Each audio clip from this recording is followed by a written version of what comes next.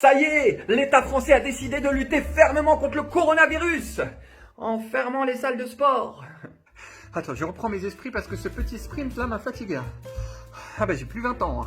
Bonjour Monsieur Macron, je croyais que le sport ça renforçait le système immunitaire et du coup qu'on avait moins de chances d'attraper le virus. J'ai entendu les revendications et si j'ai fermé les salles de sport, c'est uniquement parce que j'ai pris un abonnement et je n'y suis jamais allé. Il me prélève depuis 1989, date de mon mariage avec Brigitte. J'avais 12 ans et elle 40, de plus que moi. C'est vrai que les salles de sport, c'est quand même le seul endroit au monde où tu payes pour pas y aller. Hein. Bon, après, je parle pour les autres, hein, parce que moi, depuis que je me suis inscrit, j'y suis allé au moins une fois, le jour de mon inscription. Ah bah après, ma motivation, elle m'a dit... Je me tire, demande pas pourquoi je suis parti sans motif. Mais là, quand on a appris que les salles de sport allaient fermer, on a tous dit... Oh non, pile au moment où j'allais m'y remettre. Heureusement que j'ai un mental solide. Demain, je commence mon régime. Bon bah du coup ce soir je me fais un dernier kebab et un bon pastis. Vive le sport. Bon, après les Français se sont surtout énervés pour la fermeture des bars après 22h. La santé, c'est pas grave, mais touchez pas la bière. À la vie de ma mère, je suis pas bourré.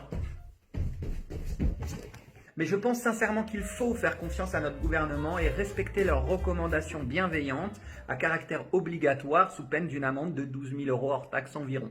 Ils savent ce qu'ils font et ils font ça pour notre bien. Ça serait aberrant de penser que les ministres sont là pour le pouvoir et l'argent.